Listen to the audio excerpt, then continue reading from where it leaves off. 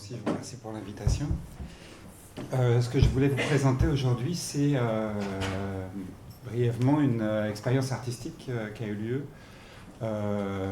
très récemment, là, pendant le mois de septembre 2018, où j'ai fait des dessins pour la campagne de Québec solidaire. Je vais passer très vite, j'avais fait un petit prologue, mais merci Eve d'avoir montré ces images, je vais passer très très vite. Ce que je voulais juste dire en introduction, c'était que ce travail-là, il s'ancre dans une première période de dessin comme ça que j'ai fait dans un mouvement social qui était en 2012 pendant la grève, où je m'étais demandé comment faire pour participer, puis j'avais trouvé cette manière de dessiner, puis de diffuser ces dessins à la fois sur Internet, mais aussi dans les manifestations.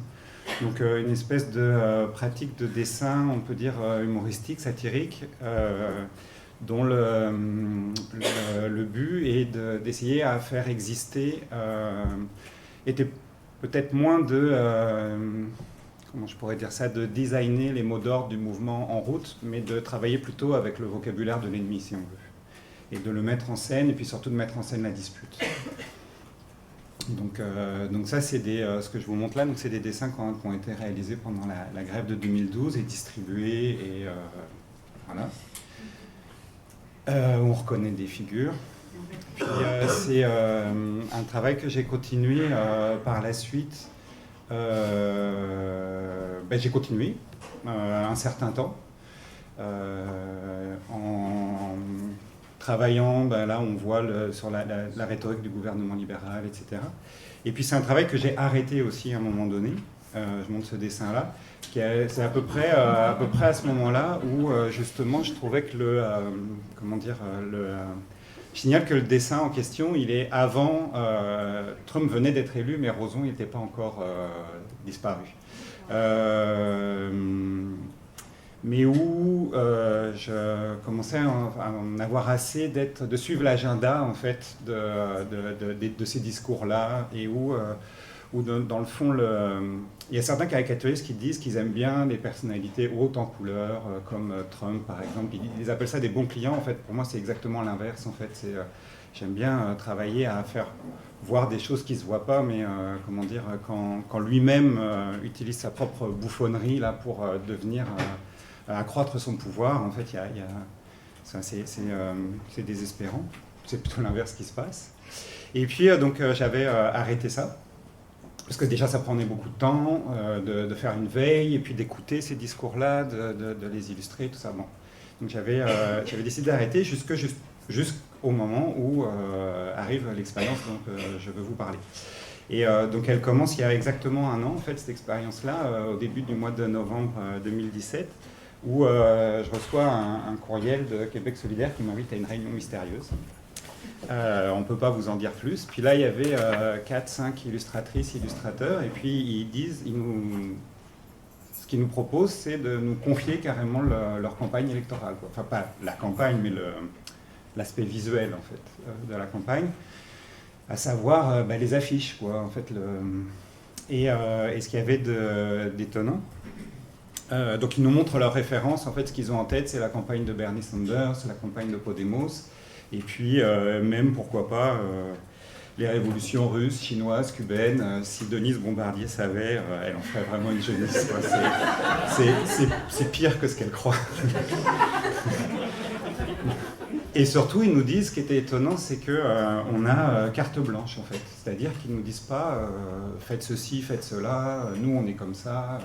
En fait, et puis je trouve que, donc pourquoi je parle de 2012, c'est pourquoi j'ai fait le prologue avec 2012, c'est que je pense qu'il y a vraiment l'idée pour eux de prolonger cette espèce d'expérience d'intelligence collective là qu'on a vécue, où dans le fond, le message se rendait d'autant mieux qu'il n'était pas contrôlé par personne.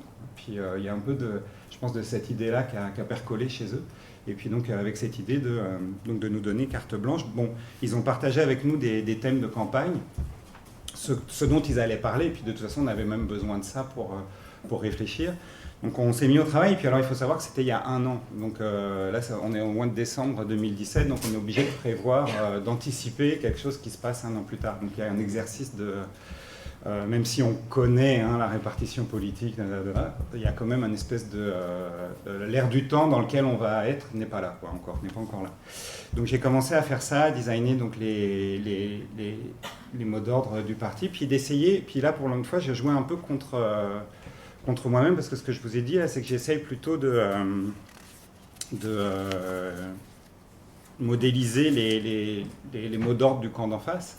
Puis là, je trouve ça pas évident justement plutôt de mettre en avant des idées avec lesquelles je suis d'accord. En fait, je travaille mieux avec les idées avec lesquelles je suis pas d'accord qu'avec celles avec lesquelles je suis d'accord. Donc j'ai eu besoin comme ça de ramener quand même les figures d'antagonisme. Et donc là, c'était des thèmes vraiment de campagne, là, le salaire minimum, le salaire maximum, la gratuité des soins dentaires, tout ça, c'était des propositions de Québec solidaire. Et puis il y en avait aussi, j'ai commencé à faire des affiches aussi qui ne faisaient pas partie des propositions, mais que je me doutais qu'on allait en parler, et puis que je trouvais que c'était intéressant d'anticiper sur cette discussion-là, qu'on pouvait se douter que ça allait s'embourber dans un espèce de débat identitaire. Donc j'avais commencé. Mais vous voyez, par exemple, ces affiches-là, en fait, un an plus tard, elles étaient périmées, parce qu'en 2017, on parlait beaucoup de cette question du voile dans les autobus, puis un an plus tard, on ne sait plus ce que c'est, en fait. Enfin, dans le sens, on ne sait plus ce que c'est, tant mieux. Je veux dire, maintenant, on parle d'autre chose, mais là, tout d'un coup, c'était focalisé sur les autobus, puis bon.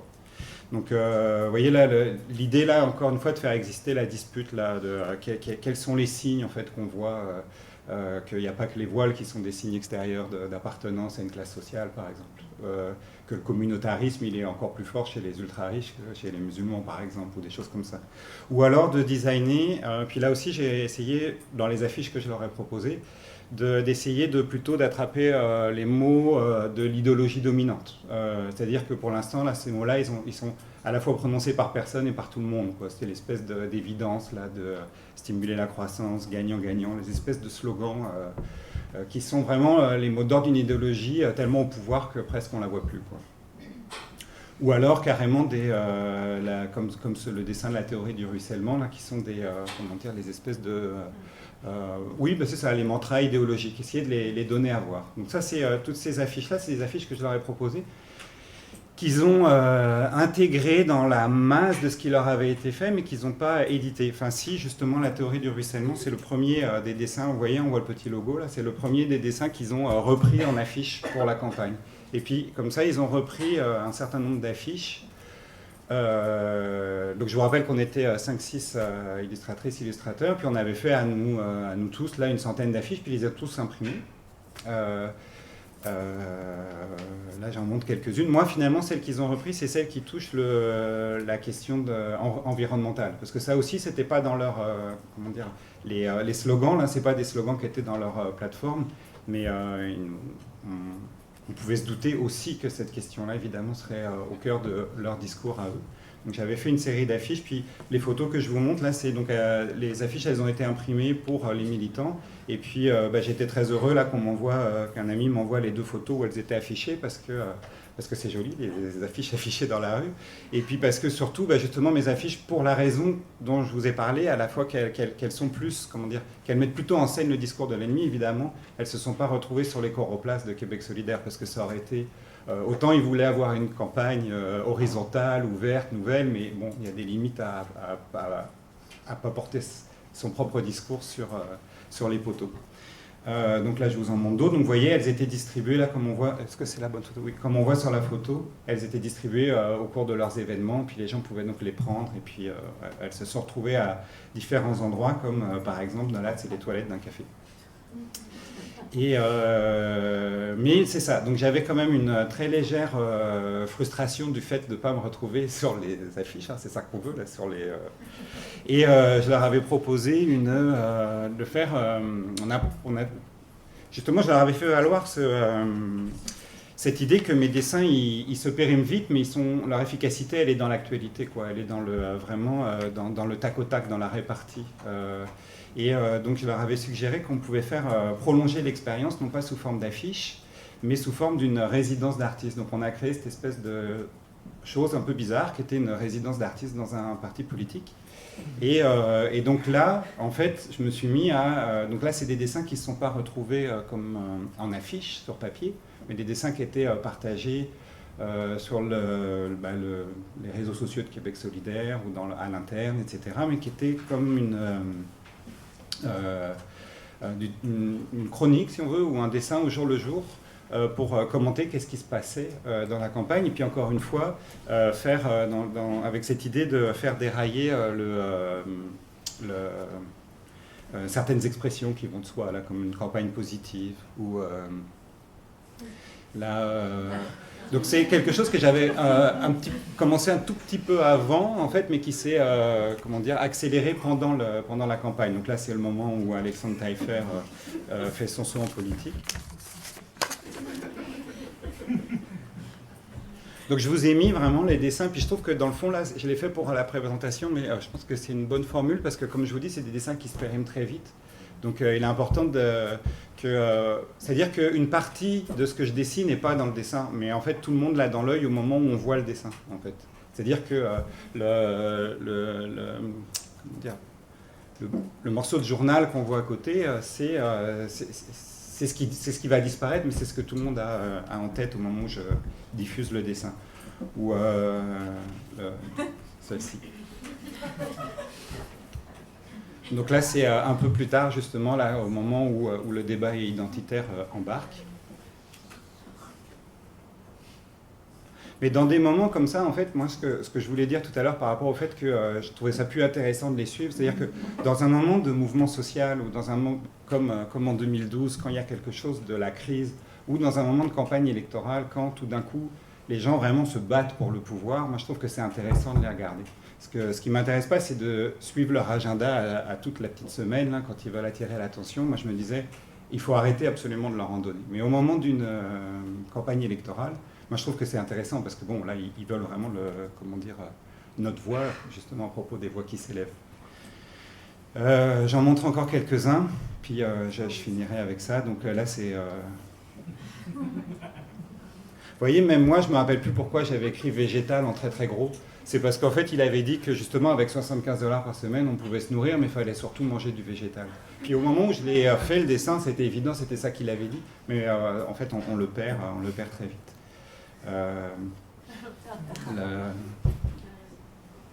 Voilà, j'en montre quelques-unes. Là, c'en est un que j'ai amené spécialement parce que je savais que tu allais parler, c'est celle dont on parle. Donc ça, c'était, en plus, c'était... c'est un dessin que j'avais fait un petit peu avant la campagne, justement, mais qui répondait à la chronique de Mathieu Bocoté qu'on voit parce qu'il écrit dans Le Figaro maintenant aussi. Et en fait, je pense qu'il chroniquait vraiment à propos de la manifestation du 1er mai dont tu as parlé. J'ai mis ce dessin-là aussi parce que c'est celui qui a été...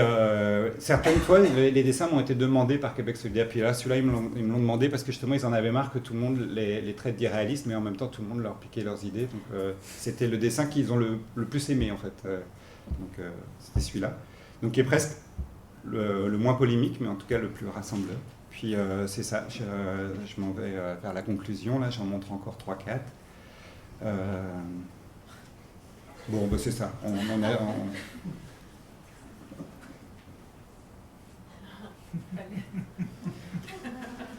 Et un dernier qui faisait écho à la fois aux manifestations qui ont commencé justement à profiter de la campagne pour manifestations écologiques, puis écho aussi à la chronique là qui avait, je ne sais pas si vous vous rappelez, de Patrick Lagacé qui expliquait pourquoi il trouvait que c'était pas utile en fait de parler de tout ça, du climat. Voilà. Donc c'est ça, je conclus en disant merci de m'avoir écouté. Et puis surtout, c'était l'objet de la présentation, c'était vraiment de parler d'une expérience, montrer cette expérience artistique. Mais pendant la discussion, on pourra parler de ce que ça veut dire, ça, dessiner, être artiste dans... Enfin, comment dire. Je trouvais ça intéressant parce qu'on parle beaucoup d'art politique. Puis là, j'avais envie de jouer le jeu, en fait, d'aller vraiment jusqu'au bout de ce que ça peut vouloir signifier quand on parle d'art et de politique. Je sais qu'il y a plein de manifestations possibles, mais là, ça m'intéressait d'aller, de suivre cette logique-là et de répondre d'accord à l'invitation de Québec solidaire. Voilà, merci.